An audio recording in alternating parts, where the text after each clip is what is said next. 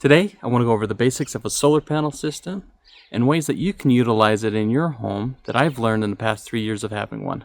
So let's get into it. Basics of a solar panel system is the solar panels, the inverter, and oftentimes a battery. So solar panels produce energy from the photons of sunlight. The energy is measured in watts and kilowatts. A kilowatt is 1,000 watts. Uh, how it's measured is usually by hour, and it's called a kilowatt hour. So the power generated by a solar panel system, it's DC power, and it needs to be converted into an AC power so that it can be used by a home. And this is done by an inverter. The inverter converts the DC power into AC power, and then it distributes it to the home's electrical panel that then disperses throughout the home. Solar panels are all different and they can produce different wattage, some as little as 20 watts and some upwards of 500, 600, even more. It all depends on the solar panel that you have.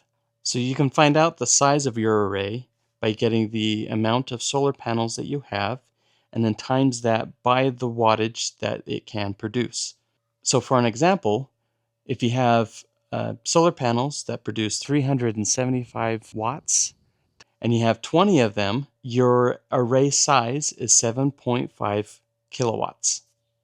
So a 7.5 kilowatt array at its peak can generate 7.5 kilowatts per hour. So that's at its peak. So when the sun first rises, it's not going to be generating that much power.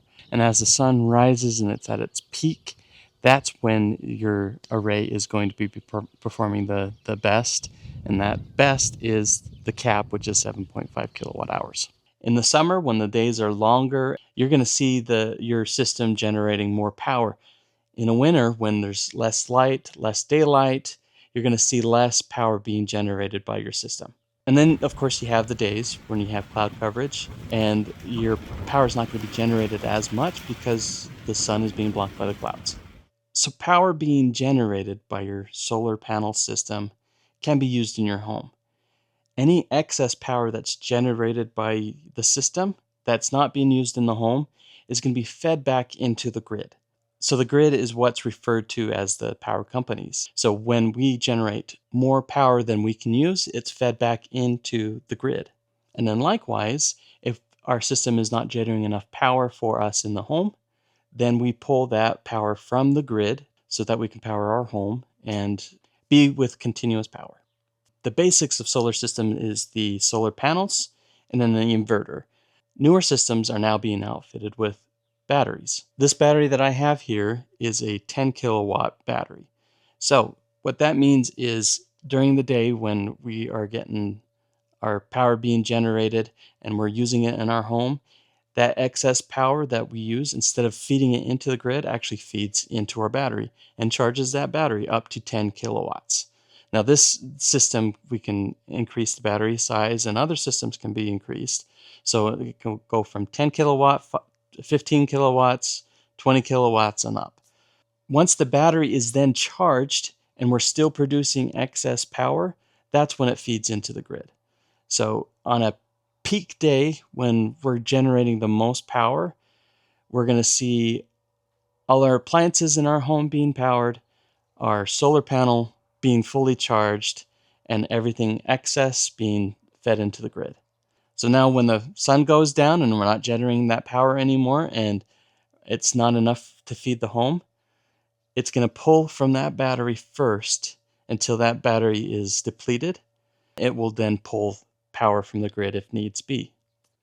So that is the basics of a solar panel system. Now, to understand how to utilize your system, you need to think about the cons. And these are the three cons that we found that are plexing our system and keeping us from utilizing it the most. So the first is that power is only generated during the day, and that's common sense. With the battery, it does utilize and help, but you need to understand the amount of power that is being consumed by your household appliances to be able to understand how to utilize your system. A lot of the times, people are at work, people are at school during the day when the power is being generated and it can be used the most. When you get home from school, get home from work, that's when the power is going to be consumed the most at home, is when everyone's home. And that's when the sun starts to go down and it's not producing as much. So how do we utilize that? How do we overcome that? And that leads us to our second. You're thinking, well, the power that's being generated during the day when I'm not using it, it's fed into the grid and I could just get that right back when I need it at night. The problem with that is the power that is fed into the grid, it is sold to the grid at a fraction of what you buy it. In our state that we live in, the power company that we work with, when we sell a kilowatt to the power company, we sell it for 5 cents per kilowatt. When we buy that same kilowatt back, it is 10 cents per kilowatt. So we have to generate twice as much power to be able to get that 1 kilowatt back. And the third is the power that is being consumed by your home. You need to know what is being consumed. Our home, unfortunately, is all electric. We don't have any gas furnace, stove, water heater. Everything is electric, and that adds up, especially during the winter when we have to heat our home. So with these three things, we have to figure out what's the best way to be able to utilize this system so that it works for us. And the best way to be able to do this is three ways. Reduce the amount of power that you consume in your home. Reduce the amount of power that you buy from the power companies. And reduce the amount of power that you sell to the power company. And with these three things, you should be able to utilize your system better. So with our system, we're going to focus on the high consuming power electric appliances in my home. And this is going to be the furnace, it's going to be the water heater, it's going to be our range, and it's going to be our dryer. So let's take a look at these items in my home and see how we can make these things work more efficiently with our solar panel system.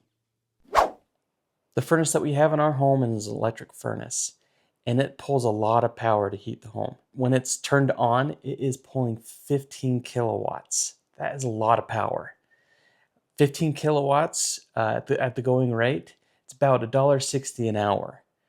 Doesn't seem like a lot, but when you consider that the furnace runs about 10 hours on average, we're looking at $16 a day, and that's equivalent to just under $500 a month. And that's just to heat the home.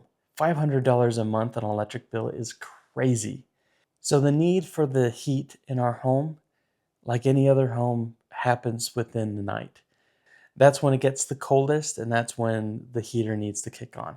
Unfortunately, with the sun being down, we're not going to utilize that much solar. Our battery is able to pull 4.5 kilowatts safely into the home, and that's a fraction of what the furnace needs. So if the battery is not depleted, it's pulling 4.5 kilowatts from the battery, and it still needs that 11 kilowatts that it's pulling from the grid. And that quickly depletes the battery, and we're left pulling all that power from the grid and not being able to utilize solar. So how do we utilize solar to work in this kind of setup? And there's really a couple of real options. One is to replace the furnace with a gas furnace. Another is to replace the furnace with heat pumps. And then the third is what we go with, and it's using a fire stove. So this is our wood burning stove. It sits roughly in the middle of our home, and it's not really that big, but it produces a lot of heat. Before the winter season hits, I get a wood permit to go out and cut my own firewood. It costs me about $60 for the amount of wood that I need to be able to fuel my home. And each day it does take some work to get this running and working to heat our home, but it's well worth it. The heat that the fire produces versus what a furnace can produce, it's a whole lot different. It feels warmer, it feels nicer, in my opinion. So while our wood stove is burning, we turn our thermostat off. I highly recommend getting on a smart thermostat. That way you'll be able to control it from your phone. You don't have to get up out of bed and turn on or turn off the furnace. You could do it all through your phone. While it's off, when the heat of the room gets high enough, I turn the fan on for the whole home. So I turn the fan on for the furnace. It pulls that hot air through the system and pumps it into all the rooms. Now, it's not as efficient as the furnace would be, but it helps circulate that warm air throughout the whole house. Another thing that I like to do on really cold days is once the sun has hit its peak and there's sufficient enough power in the batteries, I do kick on the furnace. This means that it's pulling about 5 kilowatts from the solar and about 4 kilowatts from the battery, giving us 9 kilowatts from our solar panel system. So it only has to pull 5 or 6 watts from the grid, which isn't as bad as pulling 15 kilowatts. So on cold days like that, that's what I like to do. So with this setup of using the wood burning stove and using the smart thermostat, we're saving hundreds of dollars a month and using the solar panel as best as we can in the winters. So our water heater is our second most high power consumer in the house. It pulls about 6 kilowatts when it's running. And this is a hard one because hot water is needed throughout the day and throughout the night. When we take showers, we don't want lukewarm water. We want that hot water. Plus, it's used for washing dishes, washing clothes, so many things. So how do we keep this running while still utilizing our solar panel system? And the one thing that always comes to mind is, does the water heater really need to be running during the night? And no, it doesn't. The hot water that's inside the hot water heater stays hot and stays warm up until the morning. Our household, we usually take showers at night. Very rarely do we shower in the morning. So I've put in a switch to help us keep the water heater running when we need it. And this is our mechanical water heater switch. On the dial, you mark the times when you want to have it turn on and have it turn off. And as it slowly rotates, it will hit those notches and turn itself off and turn itself on. This allows us to have the hot water heater run during the day and turn off at night. And in the rare cases when we need the hot water heater turned on before it automatically turns on, we can manually switch it on and turn the hot water heater back on. Another option to consider is a water heater blanket. I bought this in the fall and I'm pretty lazy and haven't been able to put it in, but this will keep the hot water heater warmer for longer and keep it from running as often as it needs to. So with the switch and with the hot water heater, you're looking at having the hot water heater run at optimal times during the day while still providing hot water for the home. So the electric range is a lot harder to utilize with our solar panel system.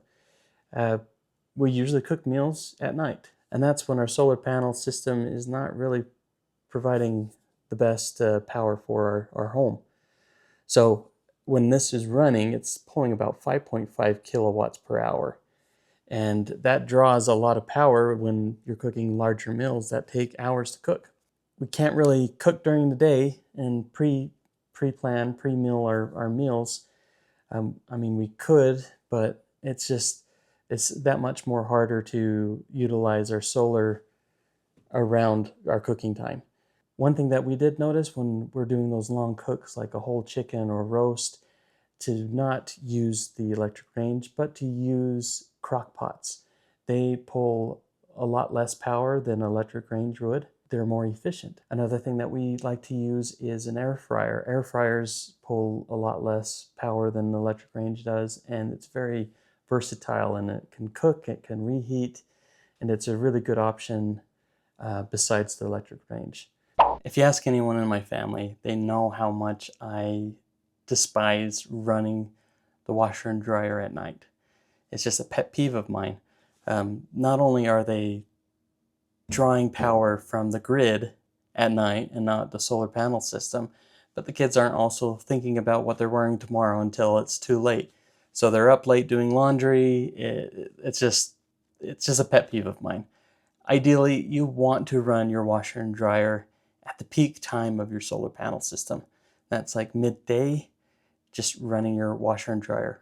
put a load in before you go to work, set the timer if it has one, and let it run. And then as soon as you get home, put it in the dryer and you're all set. Alternative options for dryers is a clothesline during the summer, and even putting your clothes on a clothesline or a drying rack in front of your wood-burning fire stove. So there's options to be able to utilize these more. The best that we find is running it during the day while the sun is at its peak and the solar panel system is running optimally. So these are the 4 devices in our home that consume the most energy. And there are other devices in our home too that consume energy, like the AC unit, microwave, but the practice is all the same. We want to focus on reducing the amount that it's being used, reduce the amount of power that we buy from the grid, and reduce the amount that we sell to the grid. That's the focus. That will optimize any system.